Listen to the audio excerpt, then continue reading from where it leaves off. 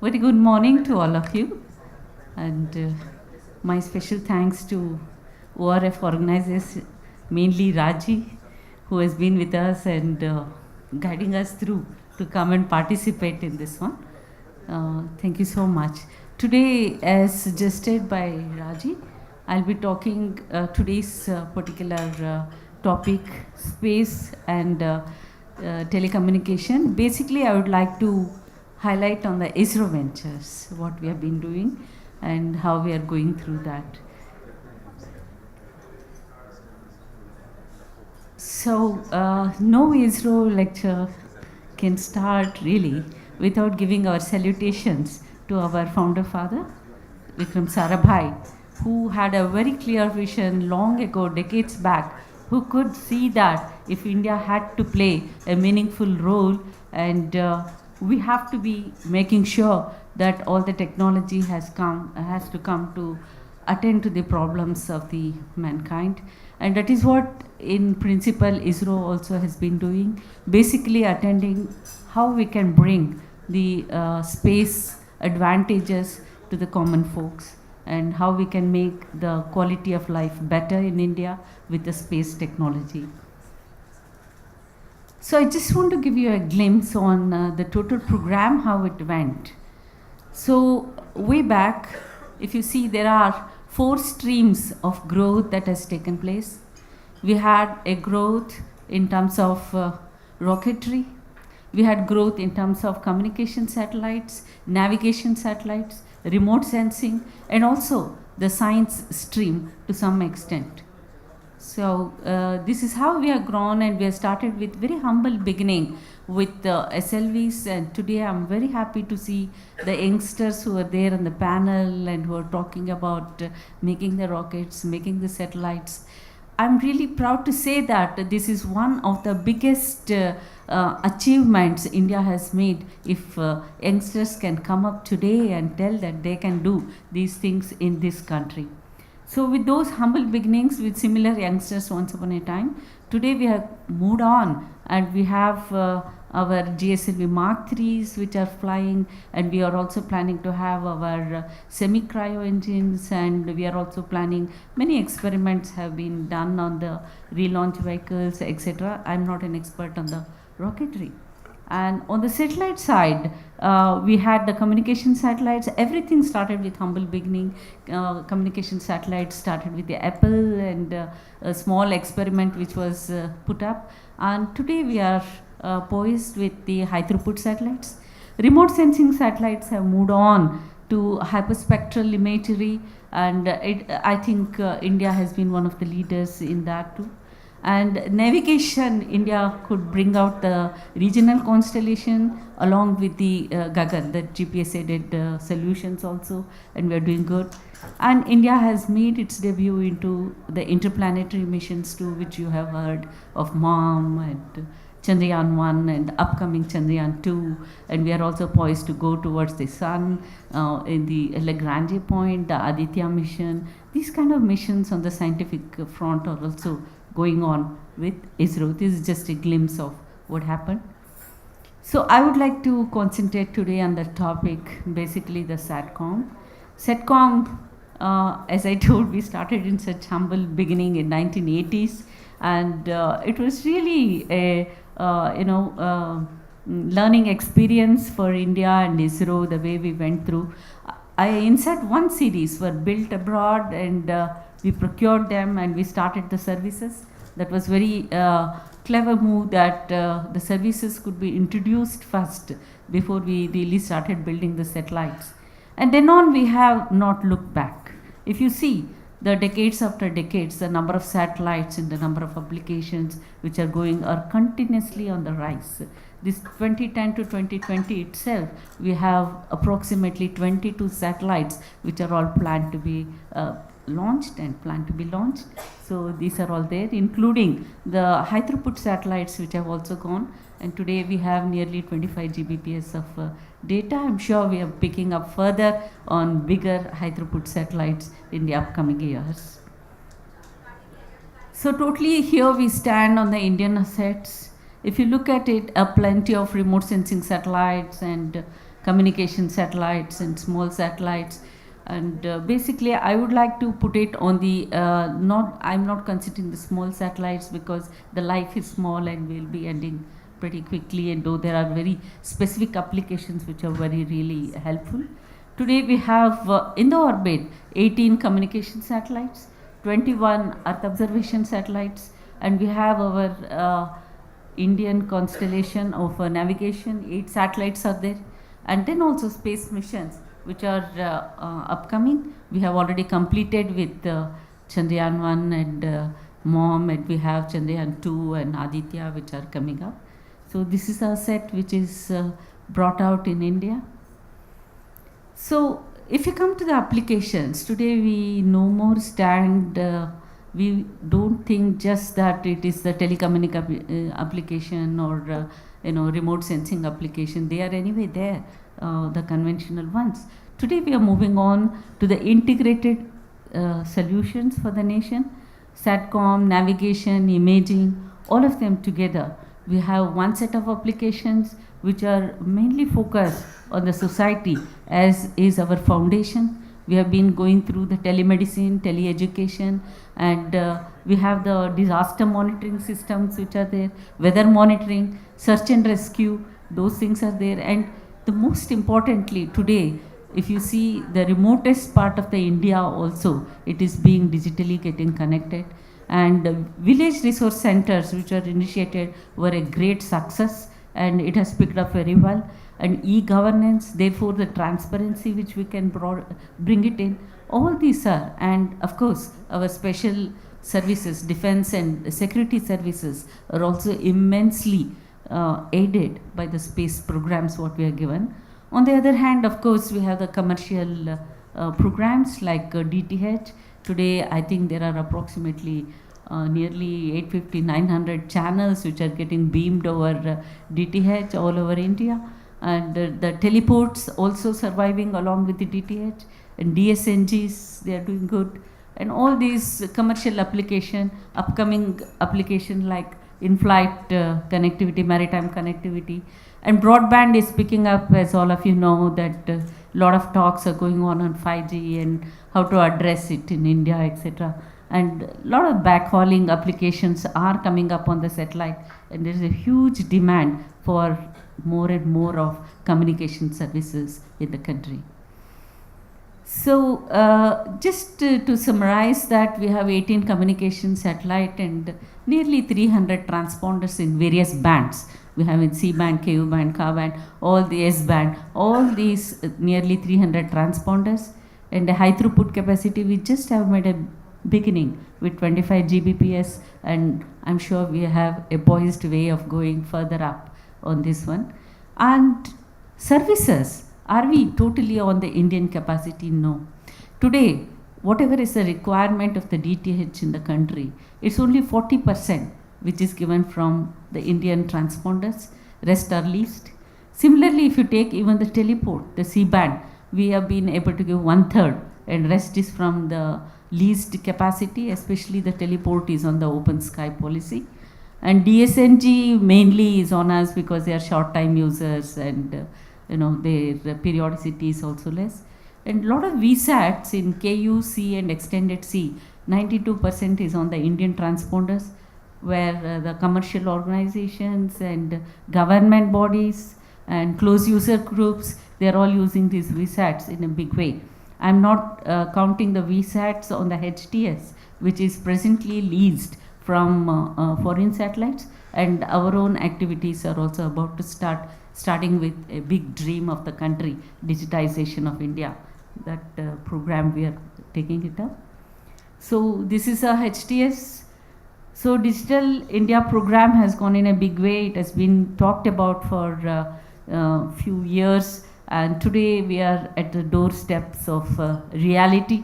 If you see that the capacity with GSAT 19, 29, GSAT 11, GSAT 20, which is being launched in the end of this year, together we are trying to bring up to 75 Gbps of data with GSAT 20 ka, cross ka, also getting added up. So there is a huge demand which is going on, and demonstrations are also complete, and I'm sure that by the end of this year we'll all see the result of this.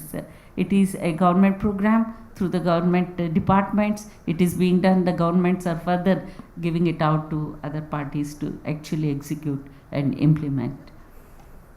So it's not just the national, and India is also playing a big role in the international cooperation level.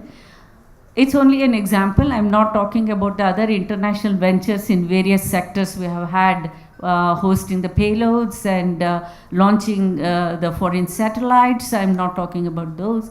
Even in the communication area itself, if you see the SARC-SAT or the South Asia satellite, what we brought up for the neighboring countries, 6 of the neighboring countries, you can see on the stars, they have been utilizing it.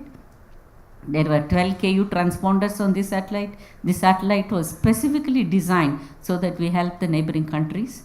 And I'm very happy to say that last year we even had a conference with all these neighboring countries and the utilization. They have shown extreme interest, and nearly 3 countries have gone very well ahead. Other 3 countries are asking us for the technical help so that they can also include it, and the demand is also increasing, how we can increase the number of transponders over their country. And we have the upcoming satellites mainly with respect to demand driven or the replacements. So for example, 31 recently we launched, and 30 we are launching as a replacement satellite. This is a pure replacement satellite which will be INSAT 4A replacement. Already it's in the final stages. And we have the demand driven satellites. We have our GSAT 20, a car cross car high throughput satellite. This was one very interesting thing, how we could quickly reconfigure this satellite for the upcoming requirements of the in-flight connectivity, and also to meet the requirement of northeastern region.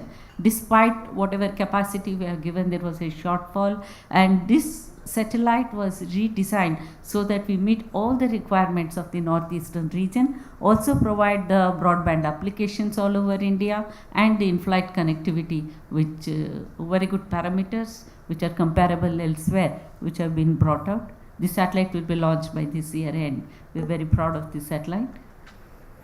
And of course we have our run-of-the-mill satellites too, GSAT 22, 23, 24, which have to be made, and this is for augmentation. One is replacement, one is necessity driven. Under the necessity driven, 22, 23, 24 also come. There is a huge demand for augmenting the DTH capacity in India, and these satellites also have been already sanctioned and on the job. And here each of them will carry 24 transponders, and we'll be adding 72 DTH transponders very soon.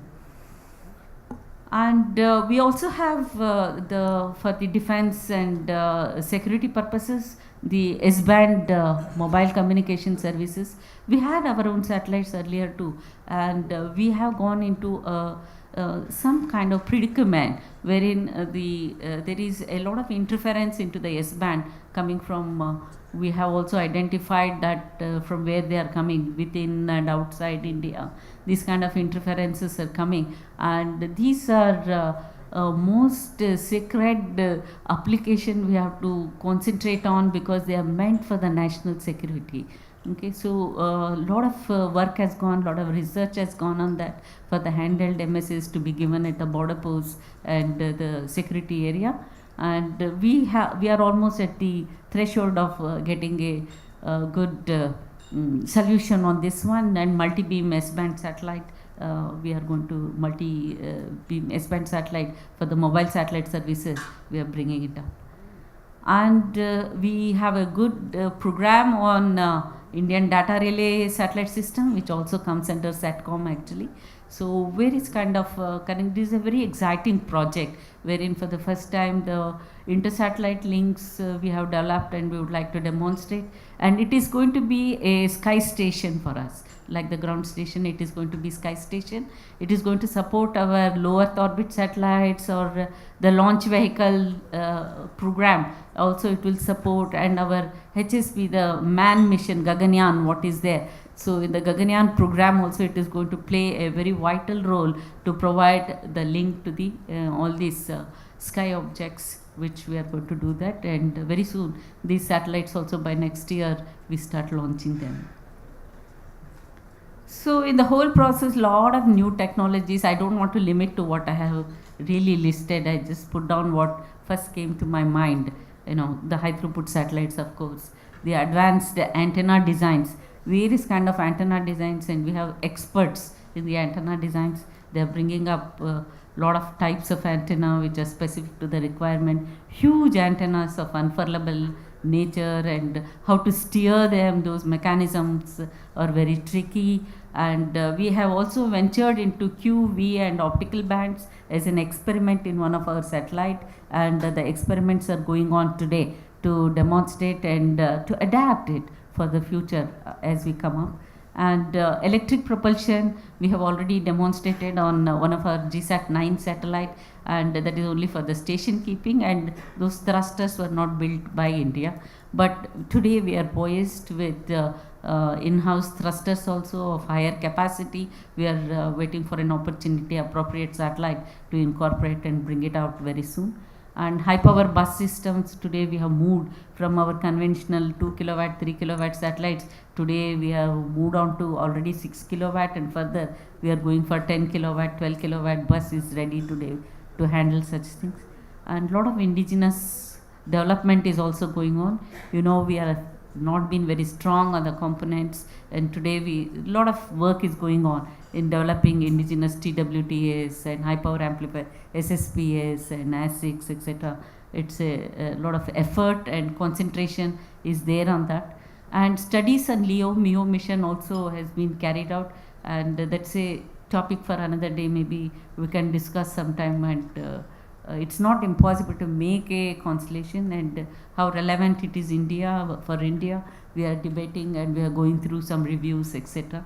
So basically towards self-reliance, lot of activities of Indian SatComm has gone. And as you observe through this presentation, the most of it is for the societal applications, and commercial is also equally addressed to some extent, and we have taken help from the foreign satellites to meet all the demands the way it comes.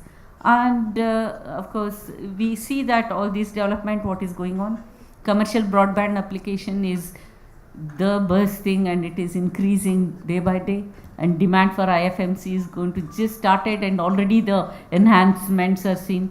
As just in the panel discussion we heard, satellite business is something which doesn't happen overnight.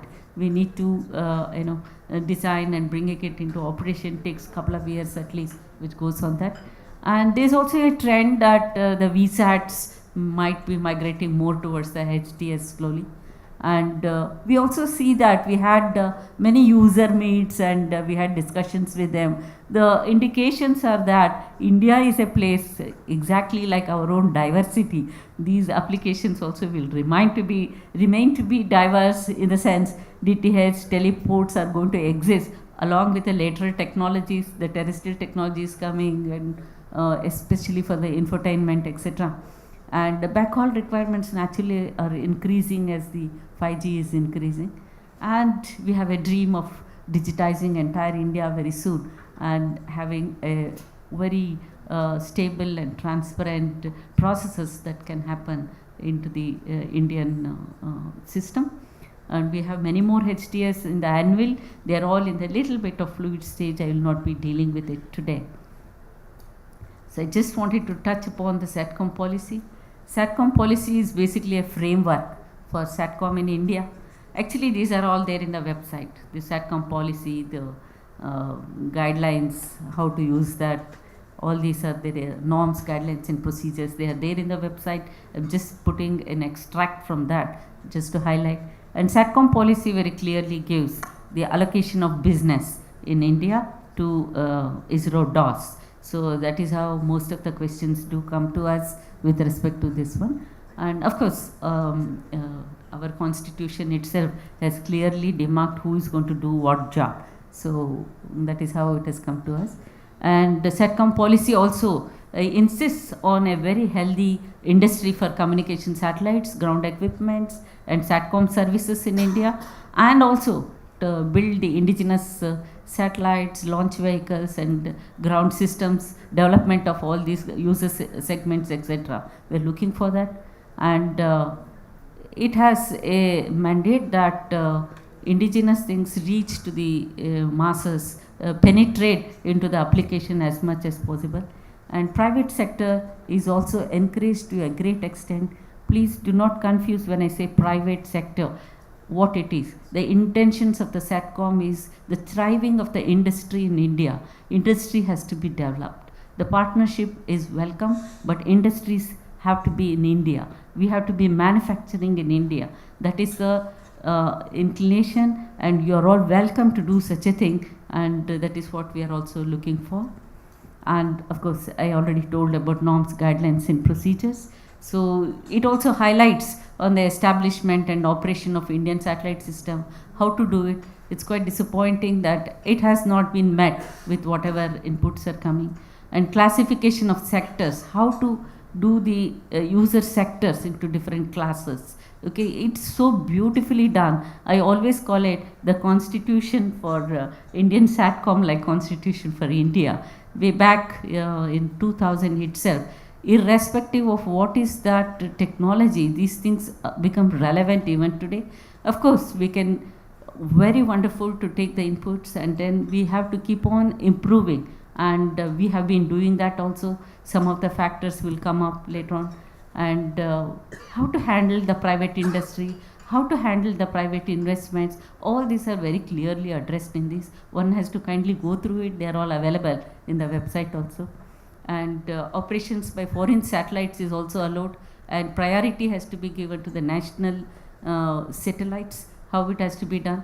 And multi-department, it is not only Department of Space, it is Department of Telecommunication, Ministry of Information and Broadcasting, how all three have to operate in a harmony. That is also very clearly mentioned. We have to respect the rules and regulation of other departments as we are progressing further. And they are all governed by very nicely defined bodies like INSAT coordination committees, technical advisory groups, and the committee for enabling these Indian satellite systems. All these have been defined pretty well, and that is how it is going on. And I know there is a sudden emergence of the lot of private industry coming up. Let me tell you again, that is again because of the initiations ISRO has taken for private industries to come in some way or the other. We have been involving them into smaller parts, small systems, or in testing and in various activities. Today there is a confidence in the private industry, they too can do it. This is what we are also looking for. I hope it happens soon on this factor. Thank you all for your kind attention. Jai Hind.